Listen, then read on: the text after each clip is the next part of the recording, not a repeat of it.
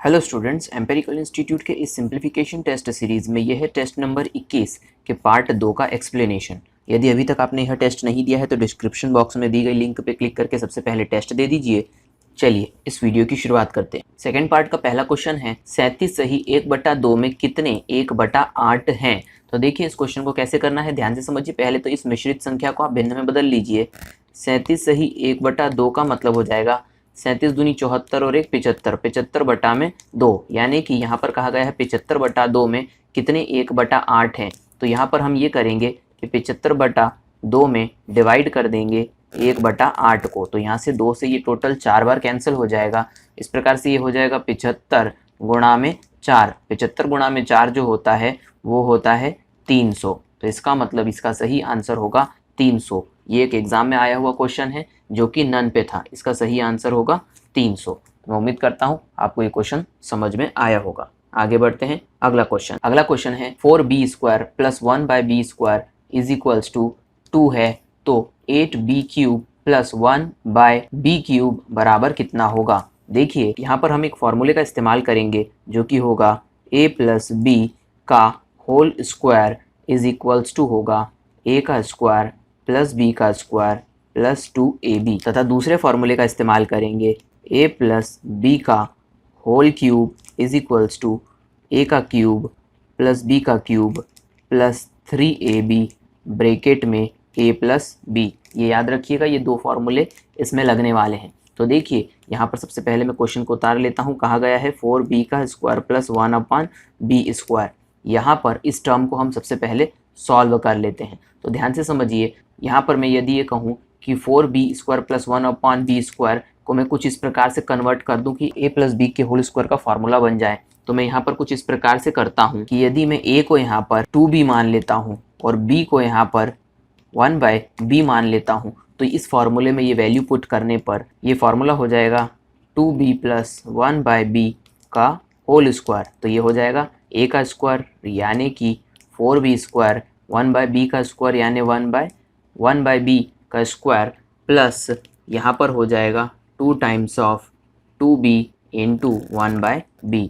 इस प्रकार से यहाँ पर ये b से ये b कैंसिल हो जाएगा, तो ये हो जाएगा 4b² + 1/b²। ये हो जाएगा 2 × 2 = 4, तो यहाँ पर ये 4 हो गया। अब देखिए 2b + 1/b का होल स्क्वायर का ये मान आ गया। अब इस 4 को आप इस तरफ ले जाएंगे तो ये हो जाएगा 2b + 1/b का होल स्क्वायर माइनस में 4 इक्वल्स टू 4b² + 1/b²।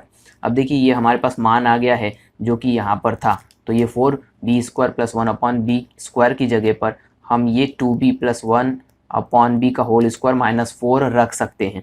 देखिए इस प्रकार के क्वेश्चनों की जितनी आप प्रैक्टिस करेंगे उतने ही आप अच्छे होते चले जाएंगे। तो सबसे पहले हम यहाँ पर इस पूरी वैल्यू की जगह पर ये वैल्यू रख देते हैं। तो ये हो जाएगा 2b + 1/b का होल स्क्वायर माइनस में 4 और ये इसके इक्वल्स टू में 2 आ जाएगा। अब इसे हम सॉल्व कर देते हैं तो 2b + 1/b का whole square is equals to हो जाएगा 6। अब देखिए यहाँ पर अगली स्टेप में हम यहाँ करेंगे कि यहाँ से ये वर्ग हटाएंगे तो मान आ जाएगा 2b + 1/b बराबर में करणी में 6। इस मान को आप याद रखिएगा, इसकी हमें ज़रूरत पड़ेगी। अब देखिए इसी को आगे ले जा करके मैं ये कर रहा हूँ कि 2b + 1/b का यदि मैं होल क्यूब कर देता हूँ तो यहाँ पर करणी 6 का भी मुझे होल क्यूब करना पड़ेगा। अब इसे हम सॉल्व कर लेते हैं। यहाँ पर फॉर्मूला लग जाएगा a + b का होल क्यूब का।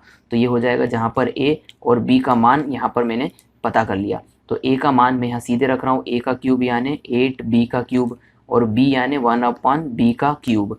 आगे बढ़ते हैं, प्लस में 3 a का मान है, यहाँ पर 2b मल्टीप्लाइड में 1/b। इसको हम आगे सॉल्व करते हैं। ब्रैकेट में आ जाएगा 2b + 1/b बराबर में, यहाँ पर ध्यान से समझिए करणी 6 यहाँ पर 3 बार लिखना है, तो मैं अभी फ़िलहाल इसे यहाँ पर करणी 6 की घात 3 ही लिख देता हूँ। अब देखिए यहाँ पर ये b से ये b कैंसिल हो जाएगा और ध्यान से समझिए यहाँ पर 2b + b का मान ये हमने यहाँ पर निकाल के रखा था, 2b + 1/b का मान। तो ये हो जाएगा 8b का क्यूब + 1/b³ जो कि हमें पता करना था। यहाँ पर आ जाएगा +3 × 2 और इसका मान हम यहाँ पर रख देंगे करणी के अंदर 6। अब ध्यान से समझिए, यहाँ पर 6 जो है वो करणी में 3 बार लिखना है, तो करणी 6 गुणा में करणी 6 गुणा में करणी 6। इस प्रकार से अब देखिए अंतिम लाइन में हम 8b का क्यूब प्लस 1/b क्यूब, यहाँ पर प्लस में 6 करणी 6 कर देंगे। अब ध्यान से समझिए, यहाँ पर करणी 6 को करणी 6 से गुणा करने पर 6 बनता है और फिर करणी 6 आ जाएगा।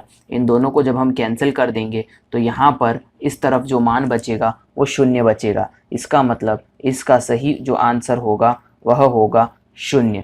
तो मैं उम्मीद करता हूँ आपको समझ में आया होगा।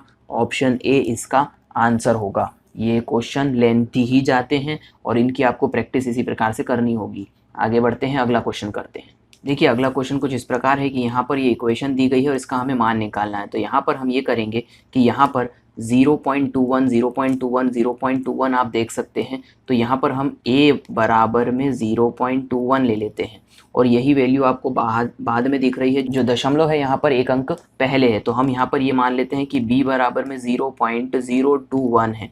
इसी प्रकार से नीचे की जो राशि है आप देख सकते हैं कि ऊपर की राशि का 3 गुना है, तो यहाँ पर भी 0.2 अंक के पहले और नीचे भी 0.2 अंक के पहले है। तो यहाँ पर हम इस राशि को यदि 3 गुना a कहें तो ये हो जाएगी 3 गुना a जो होगी वो 0.63 होती है, क्योंकि 21 तिया 63 होता है और दशमलव यहाँ पर समान अंक के पहले लगा है, तो यहाँ पर 3a बराबर 0.63 हो जाएगा। उसी प्रकार से ऊपर भी आप देख सकते हैं दशमलव समान अंकों पे है, इसी प्रकार से तिगुना राशि हो जाएगा।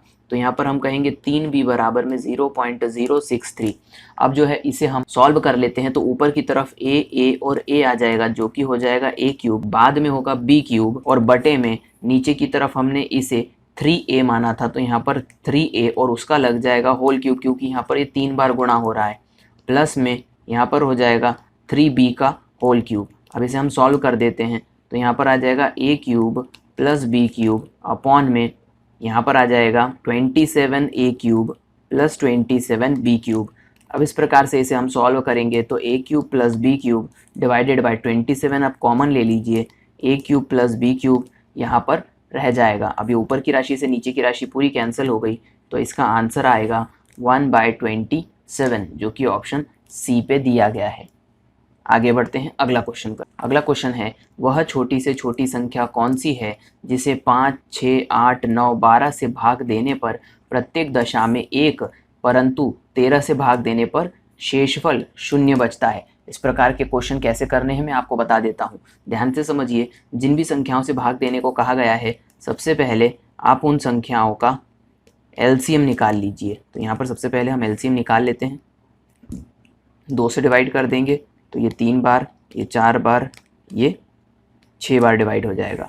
आगे बढ़ते हैं, फिर 2 से डिवाइड कर देंगे तो ये 2 बार डिवाइड हो जाएगा और ये 3 बार डिवाइड हो जाएगा।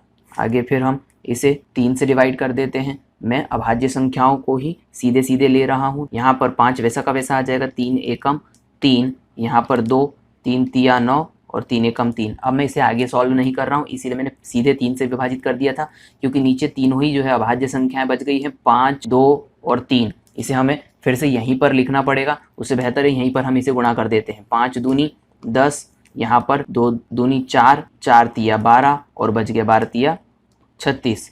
तो इस प्रकार से 36 को 10 से गुणा करने पर 360 आता है। इन सभी संख्याओं का जो एलसीएम हुआ वो 360 आया। अब इस प्रकार के क्वेश्चन में हमें ये करना चाहिए कि 360, देखिए यहाँ पर इन संख्याओं को जब हम विभाजित करेंगे 5, 6, 8, 9, 12 से, तो इनका एलसीएम 360 जो आ रहा है उसमें एक शेषफल बचेगा। अब ये एक शेषफल तो बचता है, लेकिन उसे 13 से विभाजित करने पर कोई भी शेषफल नहीं बचेगा। तो मैं आपको एक कॉन्सेप्ट बता रहा हूँ, जब इस प्रकार की कंडीशन लगती है तब आप जो एलसीएम निकला है उसके साथ में एक कांस्टेंट m को गुणा कर दीजिए और यहाँ पर +1 लिख दीजिए।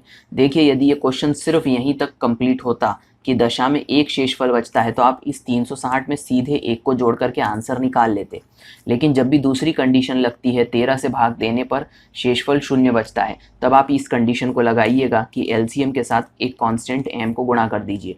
अब यहाँ पर आपको एक्सपीरियंस के आधार पे m का मान निकालना पड़ेगा, इस प्रकार से कि m का मान 1, 2 या 3 जो भी रखने पर वह संख्या 13 से विभाजित हो जाती है, तो हम ये कहेंगे कि वही उसका आंसर होगा। तो इस प्रकार से हम सबसे पहले 1, 2, 3 ऐसे मान रखेंगे। तो मैं आपको एक मान रख के बता देता हूँ।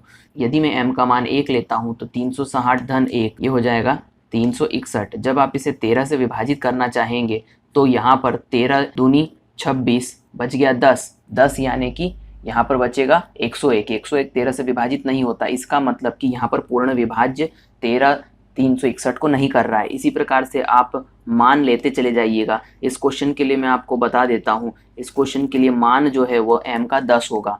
यहाँ पर आप 360 से 10 को गुणा करिए और 1 जोड़ दीजिए तो टोटल हो जाएगा 3600 धन 1 यानी कि 3601। इसका ये सही आंसर होगा 3601, ऑप्शन सी पे दिया गया है। एक बार आप चेक भी कर सकते हैं। 3601 को जब आप 13 से डिवाइड करेंगे तो 13 दूनी 26, बच गया 10 यानी कि 100 हो जाएगा।